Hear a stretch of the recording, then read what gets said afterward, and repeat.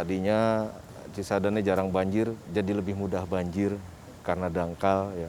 Terus kemudian juga di wilayah muaranya sampah-sampah plastik dan lain sebagainya akan bertumpuk di sana. Jangankan di muara, di tepian-tepian sungai, di ranting-ranting, di pohon-pohon juga ada banyak sampah. Susah sekali membersihkannya dan mahal sekali harga untuk membersihkannya kayak gitu. Jadi dampaknya ya luar biasa lah terhadap kehidupan.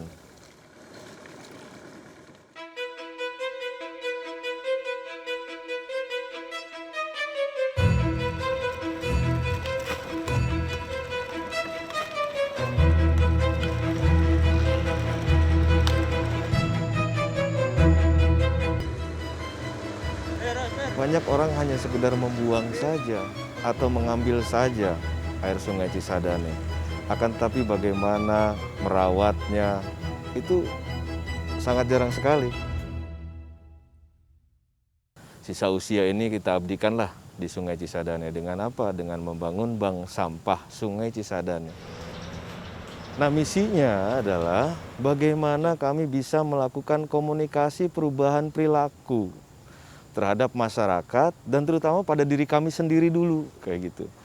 Untuk tidak membuang sampah ke Sungai Cisadane atau untuk tidak menjadikan sungai sebagai tempat sampah.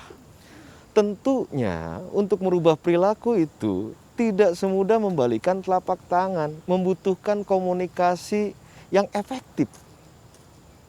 Nah, apa komunikasi yang efektif? Makanya kita buatkan tempat seperti di Bangsa Suci yang pertama itu di sana. Kita buat rapi tempatnya, saung-saungnya kita siapkan, mereka bisa ada pertemuan di situ, ada reuni di situ, bikin acara komunitas segala macam di situ, nggak jadi masalah. Akan tetapi misi kita adalah mengenalkan mereka, mengenal dulu. Kepada siapa? Kepada sungainya, kepada Sungai Cisadane. Ini lihat sungaimu, kayak gitu kan. Ini lihat sumber kehidupanmu. Mereka kan turun ke bawah sungai, naik perahu, bisa mencium aromanya. Oh, kok aromanya bau-bau begini ya? Amis-amis kayak begini ya? Kenapa? Kok sampahnya masih banyak dan lain sebagainya gitu. Nah, itu merupakan cara awal untuk bagaimana kita bisa melakukan komunikasi perubahan perilaku. Dulunya itu tempat pembuangan sampah sementara, yang sekarang itu sama masyarakat sekitar karena ada terjadi perubahan perilaku, adanya kesadaran masyarakat, sehingga yang dulunya tempat pembuangan sampah sekarang menjadi taman masyarakat lah, yang dimanfaatkan untuk sebagai destinasi wisata lah. Kalau kita saling mengandalkan, oh ini kewenangannya pemerintah, oh ini harusnya tanggung jawab pemerintah, ya nggak selesai-selesai ya. Jadi saat itu kita hanya berpikir sederhana, apa sih yang bisa kita lakukan kayak gitu.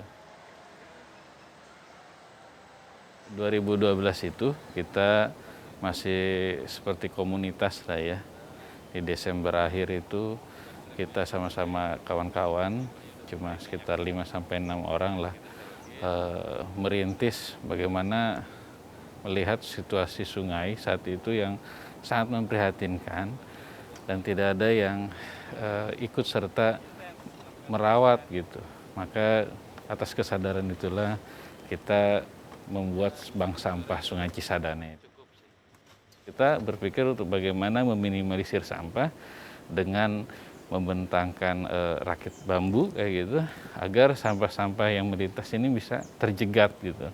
Nah, hasil sampah yang terjegat ini kita lakukan pemilihan di sana.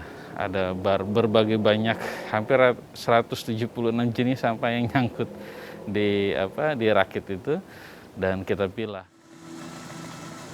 Ya, ini salah satu outlet dari industri yang langsung buang ke Sungai Cisadane. Ini salah satu industri pengolah aki. Nah, ini outletnya kita lihat, itu ada cairan yang langsung dibuang dari pipa peralon ke Sungai Cisadane. Hasil dari patroli itu kita ambil sampel limbahnya dari outlet pembuangan limbah itu dari industri misalkan. Nah, itu baru kita laporkan kepada instansi terkait, yaitu baik Dinas LH maupun Kementerian LH ya gitu kan. Nah, itu kita sampaikan. Kita kan hanya tugasnya mengadukan, melaporkan, gitu. Nggak bisa menindak kita. Kita inginkan adalah bahwa kita tidak berhenti di sini, gitu kan.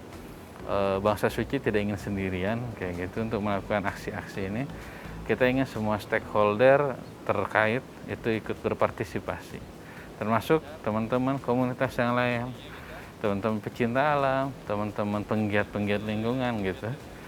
Nah ini kita mudah-mudahan menjadi menjadi penggerak mereka supaya mereka ikut serta tergerak di bantaran sungai atau kali yang ada di sekitar wilayahnya. Setelah Bangsa Suci berdiri, alhamdulillah ada banyak sahabat-sahabat kita yang di lingkungan sekitar situ maupun di luar, mereka juga membangun hal yang sama. Ini yang membuat kami sangat senang dan bangga. Nah itulah poinnya sebenarnya. Kami sangat senang ketika masyarakat melakukan hal yang seperti itu. Artinya komunikasi perubahan perilaku kita sudah mulai berjalan dengan baik. Sudah mulai diterima. Nah harapannya mungkin 2 tahun ke depannya mereka turun lebih aktif lagi ke sungainya. Kayak gitu, ayo kita bersihkan nih sungainya. Jadi kan bertahap gitu loh. Berikutnya lagi, ayo kita tegakkan hukumnya, ada perdanya loh, ada undang-undangnya loh. Kamu kalau buang sampah sembarangan, saya yang fotoin, saya yang tangkep.